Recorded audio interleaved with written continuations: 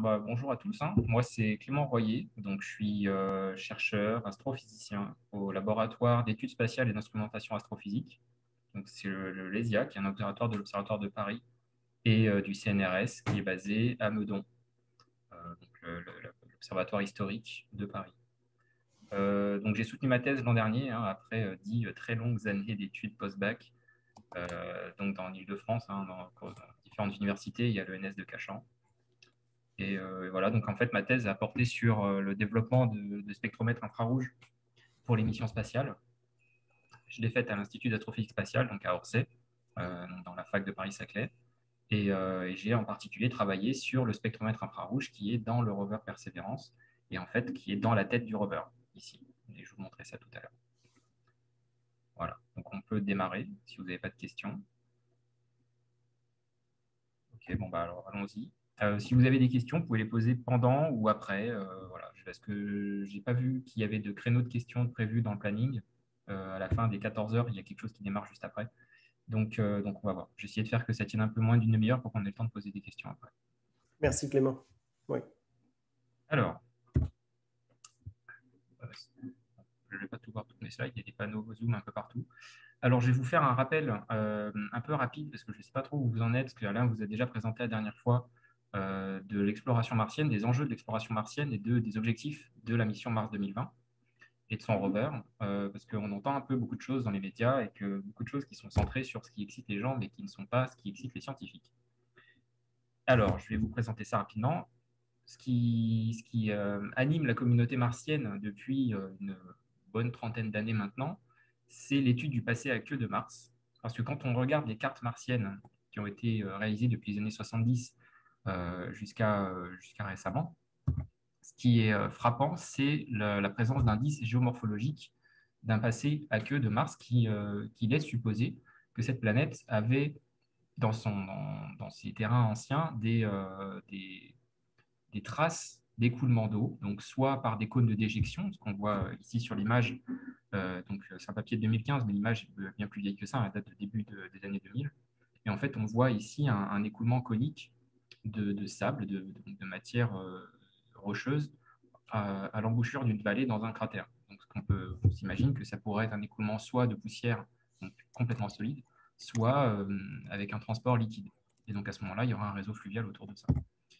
Et on voit aussi, dans certains endroits, des réseaux fluviaux qui alimentent des zones de plus faible altitude, comme par exemple le Gusev cratère, qui est ici, là. Donc l'étiquette D, c'est pour le cratère Gusev, dans lequel se trouve le rover Opportunity, il me semble, dans Gusev. Non, c'est Spirit dans Gusev. Et on a le Madim Vallis, qui est la grande vallée fluviale qui alimente le cratère avec de l'eau, ce qui est l'hypothèse qui a été faite jusqu'à maintenant. On a d'autres indices, qui sont des indices minéralogiques, qui viennent corroborer ces observations, avec la présence attestée depuis 2004-2007 de minéraux d'altération aqueuse. Donc, c'est des minéraux qui se forment en présence d'eau. En fait, c'est des minéraux qui sont issus de l'altération de minéraux primaires. Donc, s'il y a des géologues parmi vous, ça va leur parler. Les minéraux primaires de la croûte martienne, c'est un peu les mêmes que sur Terre. Ça va être des olivines et des pyroxènes qui se forment par cristallisation d'un magma. Et c'est principalement du SiO.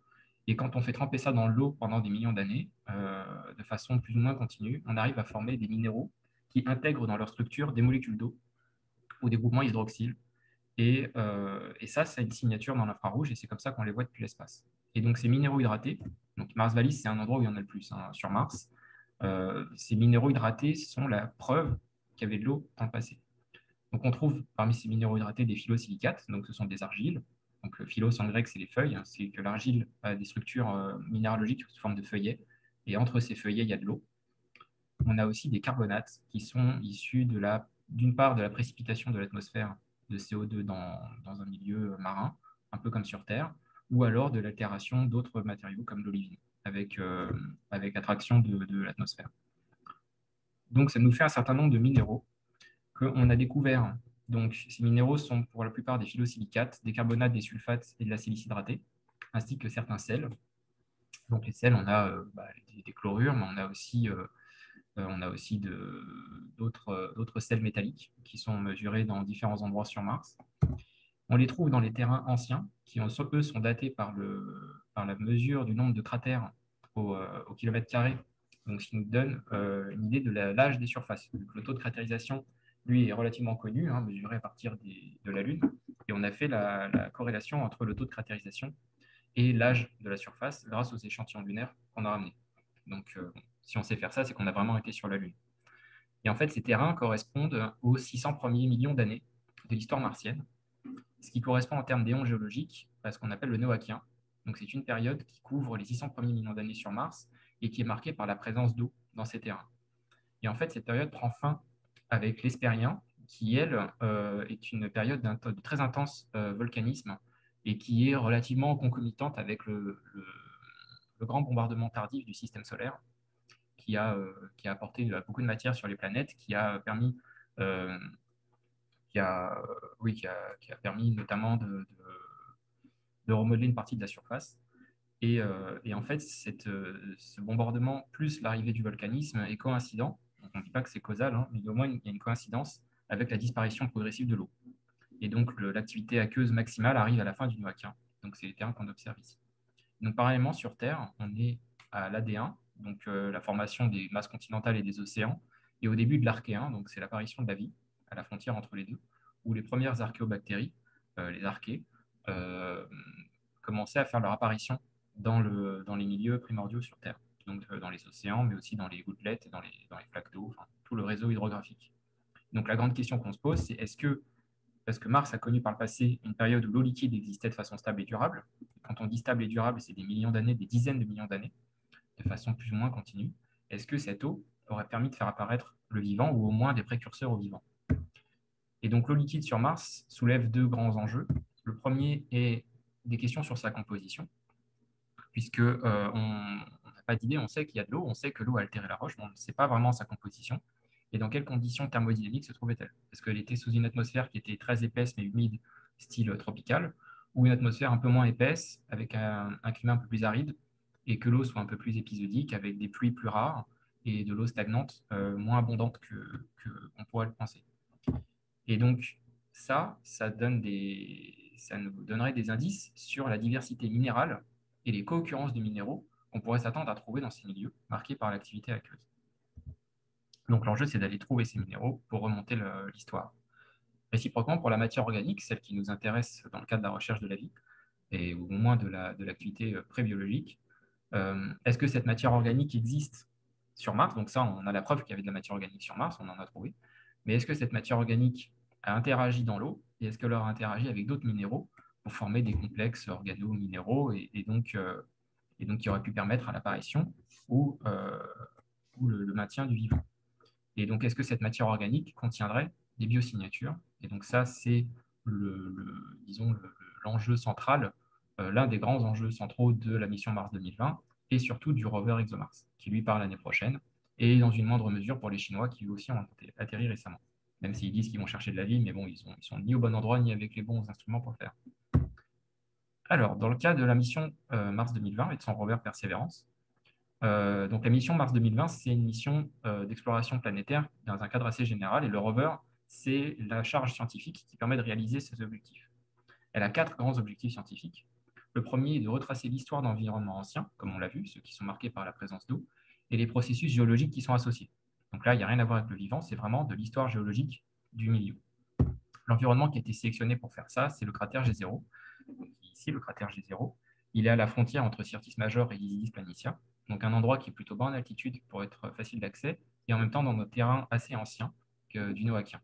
Et je vais vous montrer juste après, mais en fait, c'est un terrain qui est extrêmement marqué par la présence, par une activité hydrologique passée. Pour vous donner une idée, vous avez Gusev cratère ici, donc pour Spirit, on a Gale cratère ici où se trouve Curiosity, donc il y a des milliers de kilomètres qui les séparent, ils n'iront jamais se rencontrer.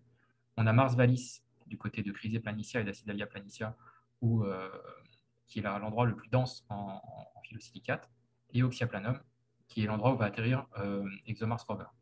Et dans Elysium Planitia, on a le rover chinois. Bon, on ne sait pas trop où il se trouve, ils ne l'ont pas dit, mais il se trouve quelque part là-dedans. Donc c'est très bas en altitude.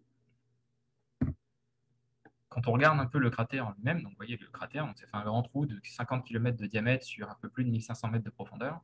Ce qui marque en le voyant, c'est la présence de vallées en amont, ici, donc une vallée qui serpente à travers le plateau d'Isidis au nord-est de Syrtis, qui est en fait un bassin hydrographique dont toutes les précipitations sont drainées dans cette vallée et injectées à l'intérieur du cratère. Et à l'intérieur du cratère, on voit un delta d'apparence sédimentaire avec des vallées encaissées à l'intérieur, qui serait le signe de plusieurs niveaux de remplissage du cratère. Donc, le cratère possède aussi un delta nord qui le remplissait, mais qui a été beaucoup plus endommagé que le delta ouest. C'est pour ça que celui-là, on ne va pas le voir avec le rover.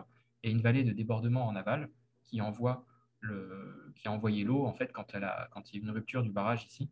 En fait, toute l'eau a été charriée dans le bassin d'Isidis, qui n'est pas forcément un océan, hein, c'est pas forcément été rempli d'eau. En gros, l'eau s'est écoulée et après s'est évaporée progressivement. Si on regarde le cratère, le delta de plus près, donc on voit la vallée amont qui serpente ici, donc avec une altitude qui varie assez lentement, vu qu'il y a beaucoup de méandres, et le delta ouest, qui est une énorme structure géologique qui est probablement sédimentaire, et donc qui s'est formée lorsque le cratère était rempli d'eau, puis lorsque le niveau a diminué, en fait, des vallées ont été creusées à l'intérieur de ce delta. Et donc l'enjeu de la mission, c'est d'atterrir quelque part dans le cratère. Donc, bon, je vous spoil, mais on atterrit à cet endroit-là. Et donc l'idée est de rouler vers le delta, d'escalader le delta et de sortir du cratère pour aller analyser les terrains qui sont à l'extérieur, parce que les terrains qui contiennent le plus de minéraux hydratés ne sont pas le delta lui-même, mais le milieu qui est à l'extérieur, parce que ce sont les terrains les plus anciens. Donc on en a pour quelques années pour rouler jusque là. Et quand on regarde d'encore plus près au niveau de la vallée qui est sur le delta, donc Clément, une petite question, là, c'est ouais. Patrick qui pose la question. Quelle est l'échelle de ces différentes diapos? Ah ouais, alors le cratère là, fait 50 km de diamètre, ici. Et donc là, le delta, il doit en faire un peu moins de 10 km. En fait, du site d'atterrissage au bord du delta, ici, il y a environ un peu moins de 2 km. Donc on atterrit là, il y a une structure en forme de guitare, là, qu'on a appelée Seita. Et en fait, il y a un terrain très ancien qui est au centre, là, qu'on ne peut pas rouler dedans. Et quand on en fera le tour, on sait qu'on a à peu près 2 km à faire à vol d'oiseau pour atteindre le bord du delta. Merci. Et donc, quand on regarde de plus près encore, on voit qu'il y a une bonne diversité morphologique avec la vallée encaissée qui serpente sur le delta et aussi donc, avec des dunes et des dépôts sablonneux de l'eau qui s'est écoulée en traversant le delta et en débordant dessus. Donc, en résumé, on a une structure avec une grande diversité morphologique et une diversité minéralogique, comme le montrent les images satellites avec analyse des minéraux, donc en infrarouge. On voit la présence de minéraux primaires, donc le LCP, c'est du pyroxène pauvre en calcium, mais de l'olivine, donc deux minéraux qui se forment par le volcanisme, qui apparaissent de façon simultanée avec des phyllosilicates en vert sur l'image. Le deuxième grand objectif de la mission est la recherche de biosignatures, puisque ce genre de milieu est favorable à l'apparition de matières organiques et de matières organiques complexes par réaction chimique dans le bassin hydrographique, à sa concentration grâce aux précipitations et au charriage dans les vallées, puis concentrées dans le cratère. Et il se trouve que les roches sédimentaires qui pourraient emprisonner la matière organique est un bon milieu pour préserver cette matière organique contre les rayons cosmiques et contre l'oxydation par l'atmosphère. Donc c'est pour ça que ces milieux-là nous intéressent en particulier. Troisième objectif de la mission, qui est en réalité l'objectif principal de la mission, quand vous écoutez le responsable de Mars 2020, c'est le retour d'échantillons. Et donc la totalité des instruments à bord du rover sont là pour caractériser ce qu'on appelle la vérité terrain, pour sélectionner les échantillons, permettre leur encapsulement et avoir une référence in situ pour leur analyse sur Terre. Et enfin, le dernier objectif, c'est l'embarquement d'expériences qui préparent l'exploration humaine de Mars, donc l'expérience MOXIE, qui produit de l'oxygène. Il n'y a pas grand-chose à dire là-dessus, hein, à part qu'elle a assez bien fonctionné. Et de démonstrateurs technologiques comme l'hélicoptère Ingenuity, et celui-là, je vous en parlerai un petit peu plus à la fin. Alors, à partir de ça, il faut qu'on sélectionne une batterie d'instruments pour remplir ces objectifs scientifiques. Et donc, la NASA avait sélectionné des instruments, enfin des techniques instrumentales en vue de faire de la chimie, de la minéralogie et de l'analyse structurelle à l'échelle du grain constitutif des roches pour faire de la pétrologie, c'est-à-dire l'analyse des sols. Et donc, pour combiner la chimie et la texture ainsi que la minéralogie, il nous faut plusieurs techniques de spectroscopie et d'imagerie à petite échelle et donc de microscopie. Donc là, vous avez des images pour vous donner un exemple de ce qu'on peut faire avec différentes techniques. Et l'idée est de combiner tout ça dans un instrument capable de se déplacer. Et donc, c'est pour ça qu'on a choisi de faire ça avec un rover.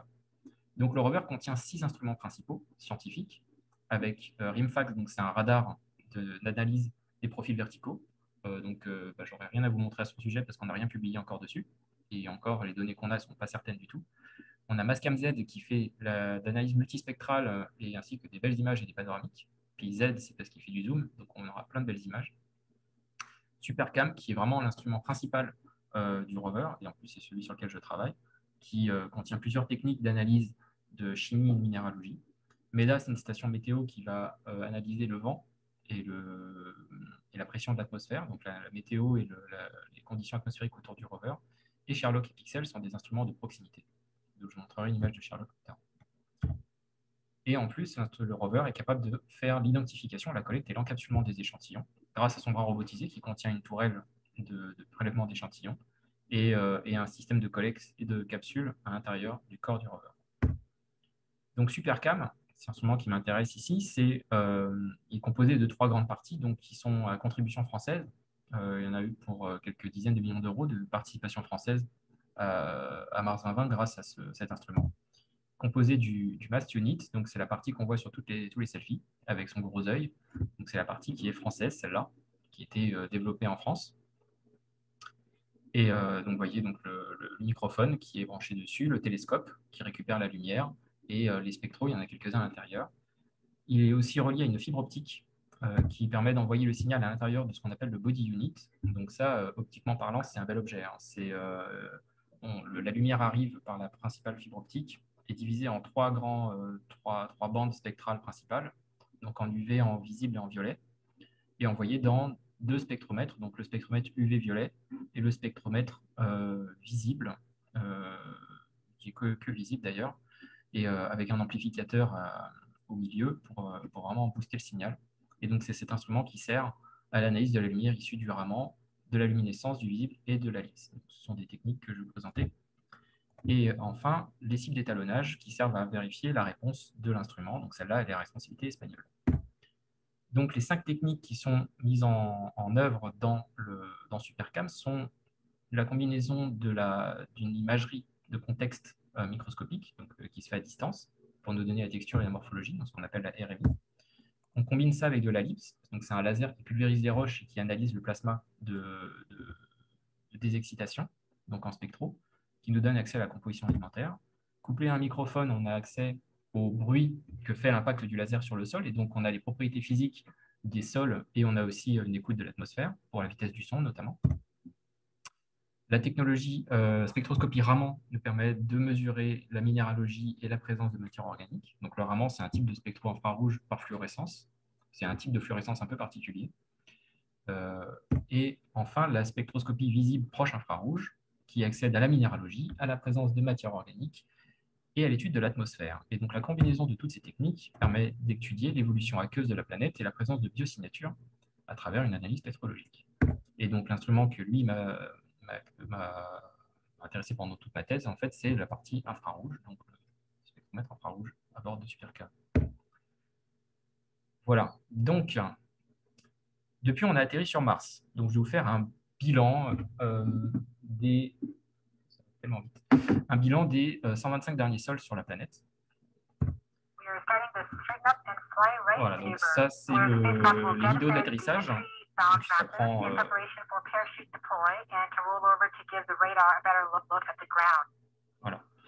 Donc, c'est l'image que tout le monde a vue pendant l'atterrissage sur Mars. Donc, le déploiement du parachute, c'est quelque chose qui se fait quand même relativement vite. Hein. On n'a que 6-7 minutes pour que tout se produise. Et peut-être le savez-vous, mais le dessin qui est sur le parachute représente les coordonnées géographiques les coordonnées du JPL aux États-Unis, ainsi que leur devise. Alors, largage du bouclier, après l'ouverture des parachutes, donc l'activation des caméras qui se trouvent sous le rover permet de voir le sol martien. Donc globalement, c'est assez rouge. Mais en avançant, en fait, on voit que on voit se dessiner petit à petit les structures qu'on reconnaît dans le cratère G0. Donc en fait, vous avez ici le delta. Le delta qu'on voit avec ses rebords.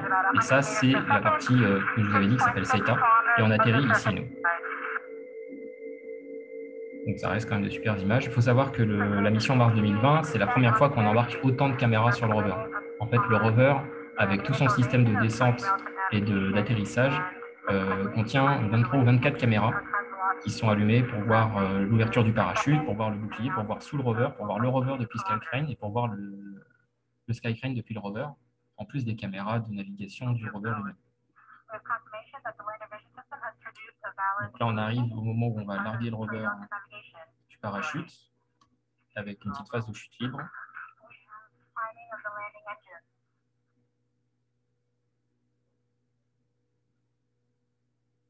Voilà, donc là, il a largué. On a vu qu'il y a eu une impulsion des thrusters du Skytrain pour mettre le rover en position à l'horizontale.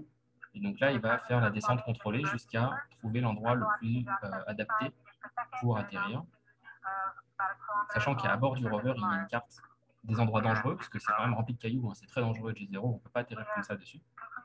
Et donc lui, il a une carte des endroits dangereux, il fait de la navigation guidée à bord, parce qu'il s'identifie par rapport à la carte, et donc il choisit de façon autonome le site d'atterrissage le plus plat et le moins dangereux pour la machine. Donc voilà, donc là on arrive à peu près une douzaine de mètres au-dessus du sol. Donc là, ce sont les thrusters à hydrazine qui soufflent la poussière de la surface de Mars. Le rover descend le long des câbles en Kevlar qui le maintiennent au Skytrain. Avec le cordon, là, c'est le cordon de communication, puisque le Skytrain n'a pas d'ordinateur, c'est l'ordinateur de bord du rover qui pilote le Skytrain. Et dès que le rover confirme le contact avec le sol, automatiquement, il déclenche les pyros qui coupent les câbles. Le Skytrain reste au-dessus pendant une seconde. Et ensuite est éjecté plus loin. Voilà, donc atterrissage. Alors, on a atterri ici, le site qui s'appelle Octavia E. Butler. C'est en hommage à l'écrivaine de science-fiction. Donc, ce qui est un site qui est extrêmement intéressant pour nous parce qu'il se trouve à côté d'une zone ancienne et potentiellement volcanique. Un des derniers endroits, en fait, on pourra avoir du volcanisme avant d'escalader le delta. Alors, à peine arrivé au sol, dès le troisième sol, dès qu'en fait on a déployé le mât, on a commencé par faire un panoramique de la surface de Mars et du site où on se trouvait. Donc, vous voyez sur l'image les deux taches claires sur la panoramique. Donc ici, à droite et à gauche, ce sont les thrusters du Skytrain, donc les rétrofusées qui ont soufflé la poussière, parce que la poussière est plus claire en dessous qui est plus claire en dessous qu'au-dessus. Voilà, donc on voit qu'il y a pas mal de choses à observer sur ces images. Alors, juste pour votre information, hein, la NASA nous a fourni aussi un peu comment se forment les mosaïques de la caméra Mastcam Z. Vous voyez que c'est énormément d'images qui sont prises en changeant l'élévation de l'instrument et l'azimut de l'instrument. Et ensuite, il faut tout recombiner pour aplatir tout ça et avoir une image qui est agréable à regarder. Voilà. Ça, je vais passer. Voilà, donc quand on regarde sur l'ensemble des images, on voit que globalement, il y a plusieurs types de terrains observables. On a du régolithe fin mélangé à de la poussière, donc ça fait un peu un sable assez fin avec une poussière extrêmement fine, qui est globalement c'est cette poussière qui colore tout en rouge. On a aussi des grains rocheux, donc de plus grande taille, avec différentes tailles, formes et couleurs. Donc des grains qui vont plutôt être blanchâtres, d'autres qui vont être un peu sombres.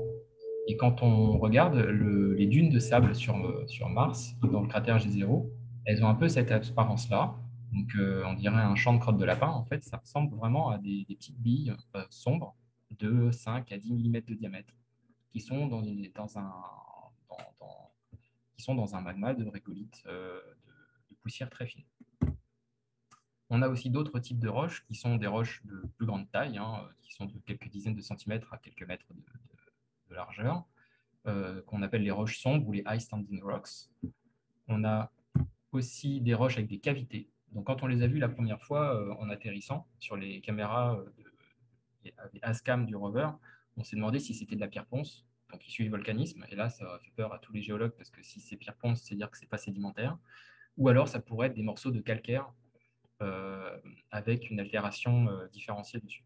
Bon, la spectroscopie nous a montré que ce n'est pas du calcaire, mais on n'est pas sûr que ce soit volcanique non plus. Donc là, gros mystère. On a aussi des roches partiellement enfouies, plutôt plates et claires, sauf que quand elles sont couvertes de poussière, elles sont claires, et en fait, elles sont un peu plus sombres en dessous, ce qu'on appelle les pavers. Et donc là, vous avez une image d'un paver qui est pratiquement enfoui dans une dune, donc vous voyez les petits grains autour. Et là, les 5 trous qui sont là, c'est la LIPS, le laser qui a fait des trous dans la roche, en soufflant la poussière localement. Et quand on regarde à distance, on voit tout un tas de structures qui sont stratifiées, fracturées, avec des failles, des plissages. Donc là, pour les géologues, c'est le bonheur parce que ça montre qu'il y a eu des écoulements, qu'il y a eu un tassement des sédiments, et que ce n'est pas simplement des écoulées volcaniques.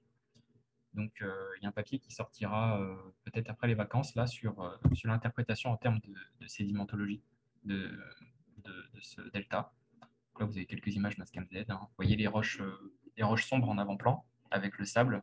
Et en arrière-plan, vous avez un truc qui est couvert de sable avec quelques outcrops, donc des affleurements horizontaux qui dépassent. Voilà. Donc l'image la plus impressionnante qu'on ait, c'est celle-là, donc une roche un massif qu'on appelait Kodiak, et qui est vraiment l'archétype de ce qu'on attend à voir sur un écoulement, sur un delta sédimentaire. Donc là, vous avez une image RMI, donc zoomée, de Supercam. Vous voyez des strates de terrain qui sont des fois horizontales, avec des fois des ruptures de l'alignement, donc avec des écoulements qui ont eu érosion puis redépôt par-dessus. Des strates qui sont plissées, avec un angle qui change avec la distance, donc ça aussi, l'évolution du terrain. Donc c'est énormément de choses à faire, énormément de choses à dire, rien qu'avec les images déjà, sur ces terrains-là. Alors quand on escaladera le delta, on verra tout de près, on pourra faire de la spectroscopie là-dessus, ce sera vraiment génial. Donc quand on fait le bilan de ces observations des différentes roches, et on n'a même pas encore fait de spectroscopie, c'est qu'on observe une grande diversité morphologique qui nous laisse supposer qu'il y a une diversité dans les processus de formation, ou alors une diversité dans les historiques d'altération et d'érosion de ces différentes roches. Et donc, s'il y a une différence, ce type de diversité, c'est qu'on devrait aussi la retrouver en termes de composition. Et donc, on devrait le voir avec la spectroscopie. Et aussi, la question, vu qu'on est encore sur le site d'atterrissage, c'est comment se distribue cette diversité dans le cratère G0. Donc, il faudra qu'on roule. Alors, donc voici, c'est une capture d'écran d'un des logiciels qui nous servent pour piloter le rover. Donc, vous voyez les différents points qui sont là. Ce sont les points de déplacement du rover depuis qu'on a atterri. Donc, on a fait à peu près 930 mètres depuis l'atterrissage. Et on en est encore à étudier cette grande zone qu'on appelle Seita, et qui contient beaucoup de dunes et beaucoup de matériaux assez anciens et très primaires en termes de composition. Donc, une vue rapprochée, Seita, vous voyez, c'est beaucoup de dunes par rapport à l'extérieur. En fait, l'unité géologique est différente, et en fait, il y a tellement de dunes qu'on ne peut pas envoyer le rover rouler là-dedans, il y aura un risque d'ensablement. Donc la grande question qu'on se pose, c'est est-ce qu'on va faire le tour de cette zone en prenant par le nord ou en prenant par le sud? Voilà. Donc, en attendant de trancher cette question, il y a encore toute l'étude de cet endroit à faire, avec prélèvement d'un échantillon certainement. Donc, le point bleu sur l'image, c'est le rover, au bout du sol 125, et le point vert, c'est l'hélicoptère, qui a pris de l'avance sur nous et qui est un petit peu en avance. Mais l'idée, c'est de suivre le pointillé jaune et d'aller rouler, de faire une entrée dans cet état, puis après faire demi-tour et s'en aller. Alors, je vais vous présenter quelques mesures. Je ne peux pas vous montrer beaucoup de mesures parce que je n'ai pas le droit de le faire. En fait, je ne peux montrer que des images qui ont été... Soit les images sont toutes publiques, mais les mesures spectroscopiques ne sont pas publiques, et je ne peux présenter que celles qui ont été montrées en conférence ou publiées dans les papiers. Donc, il n'y en a pas beaucoup encore pour l'instant. Mais bon, en attendant, on a fait quelques mesures. On a une 60aine de roches qui ont été étudiées en spectroscopie depuis l'atterrissage. Et donc, on a remarqué qu'il y avait au niveau de la LIPS, donc là, beaucoup d'éléments mesurés dedans, donc des éléments qui sont assez classiques, hein, comme des métaux, le silice, silicium, bon, ça c'est quand même très classique, mais aussi des matériaux comme le fer ou le magnésium, qui eux sont des produits d'altération. Donc ça, quand vous avez du fer ou du magnésium dans une roche, quand vous avez la confirmation en plus que vous avez un peu d'hydrogène et d'oxygène qui serait un signe de présence d'hydratation, ça vous renseigne sur les conditions de formation de la roche. En spectroscopie infrarouge, vous avez aussi le même genre d'analyse, mais de façon complémentaire. Et ce qui marque les roches du terrain, c'est la présence de cette bande d'absorption à 1,9 micromètre, donc on voit très bien ici, qu'on le voit dans beaucoup de roches, et qui est le signe de la présence d'eau. Parce que pour le coup, 1,9 micron, c'est vraiment la présence de H2O à l'intérieur de la roche. Et donc cette roche est altérée. On a fait quelques mesures de proximité aussi avec des sondes de contact. Donc là, vous avez un instrument pixel qui est pointé directement vers le sol. Et ça, c'est une image de Watson, donc la caméra qui aborde l'instrument Sherlock, aussi sur le bras. Et donc ça, vous avez une image et que là, l'échelle, c'est l'image doit faire 5 cm de large à peu près. On est à moins de 5 cm de haut, donc on a une résolution comme on n'a jamais eu. On n'a jamais vu les roches de Mars aussi près, hein. Donc vous voyez les reflets, vous voyez la poussière aussi, la poussière compactée dans les interstices. On voit aussi sur cette image encore, donc la 5 mm, c'est vraiment très résolu. On voit la poussière qui s'agrège en petits paquets, on voit des grains couverts de poussière, parce que la poussière a tendance à coller. Et globalement, la roche sombre en dessous alors que la poussière est rouge. Donc enfin, cette image, qui là aussi, hein, le caillou qui est là, il doit faire 1 cm de large. Donc vous avez des impacts de la liths qui a creusé dans le sable, et vous avez toutes les roches avec plein de grains dans le sable, de plein de couleurs différentes et de formes différentes. Donc il y en a des grains rouges, des blancs et des bleus foncés, noirs. Donc c'est là encore des signes de composition différentes. C'est très hétérogène en fait la surface de Mars. Voilà, maintenant pour Ingenuity, l'hélicoptère. Alors, cet hélicoptère, donc ça nous a posé pas mal de problèmes en termes de science parce qu'il a ses blocs d'activités qui lui sont dédiés. Et donc, ça prend beaucoup de temps pour s'occuper de lui. Il a été déposé sur Mars en sol 46 et 5 jours plus tard, on a pu le faire voler la première fois. Alors, les enjeux de l'hélicoptère sont assez compliqués puisqu'il faut faire voler une machine dans une atmosphère qui est 150 fois moins dense que celle de la Terre et dans une pesanteur qui est 2,7 fois plus faible que celle de la Terre. Donc ça, pour le coup, c'est un avantage. En conséquence, il faut qu'on ait des pales plus larges et qu'on les fasse tourner plus vite. Et donc la vitesse de rotation des pales d'Ingenuity est de 42 tours par seconde, ce qui fait que l'air est brassé à 84 tours par seconde puisque les deux pales sont contra-rotatives. Donc ça fait un bruit qu'on entend avec le micro à 84 Hz. Et les pales tournent vraiment très vite. Donc là, vous avez une image de l'hélicoptère une fois déposé et une animation du le blade release. Donc si vous regardez sur l'image, vous avez des petits crochets qui s'ouvrent en bas. Et c'est ce qui maintenait les pales accrochées immobiles pendant tout le vol pour éviter que les vibrations les fassent percuter les parois de sa coque de protection. Donc le premier vol d'Ingenuity a eu lieu au sol 51. Et donc depuis, on en a fait 8 des vols. Globalement, les vols sont juste de la démonstration techno, hein. Donc l'idée, c'est juste on décolle, on atteint 5 mètres d'altitude, on fait un tour sur nous-mêmes dans un sens, dans l'autre, et après on se pose. Un vol ne peut pas durer plus de 90 secondes, parce qu'après le moteur chauffe trop, il faut le laisser refroidir et ça risquerait de l'endommager. Les batteries pourraient nous faire durer plus longtemps, mais c'est surtout au niveau thermique qu'on est obligé de s'arrêter. Là, vous avez une image du premier vol. Au vol 4, on a fait une translation de 100 mètres, on est revenu. Et là, en fait, on fait des bonds, on se pose plus loin, on ne se repose pas à l'endroit du décollage. Et en fait, l'hélico ne nous sert pas vraiment à faire de la reconnaissance de terrain, comme ils avaient dit, non, puisque bon, si on doit attendre l'hélico à chaque fois, ça nous prendrait énormément de temps pour planifier les opérations. Puisqu'en plus, le rover ne peut communiquer avec l'hélicoptère que dans une certaine configuration. Ce n'est pas tout le temps. Alors, il y a quelques caméras à bord de l'hélicoptère, et je terminerai là-dessus. Notamment la caméra qui regarde devant l'hélico. Donc, ce que vous voyez ici, c'est les pattes de l'hélico devant. Vous voyez le site d'atterrissage du rover. Les deux traînées claires, les deux taches claires sont les taches qui sont faites par les thrusters du Skycrane. Et vous voyez les empreintes du rover. Donc, c'est assez marrant de voir que le rover ne fait jamais de courbe. Le rover, il avance tout droit et quand il veut tourner, en fait, il tourne les roues avant et arrière, il tourne sur lui-même et il avance. Donc, on ne fera jamais de traînées, de traces en arc de cercle sur Mars. Donc, vous voyez qu'on a fait pas mal d'allers-retours, hein. Là, l'idée, c'était de poser l'hélico, de reculer, d'aller à son site pour observer l'hélico. Quand l'hélico s'éloigne un peu, donc vous voyez encore les traces de l'atterrissage ici, vous voyez les traces de roues. Si vous regardez en haut à gauche de l'image, vous voyez le rover vu par l'hélicoptère.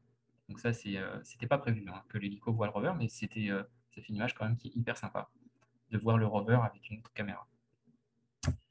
Voilà. Et je termine là-dessus. Merci pour votre attention. Je crois que je dépasse pas trop. Merci beaucoup. J'ai même eu des messages via mon téléphone qui me disaient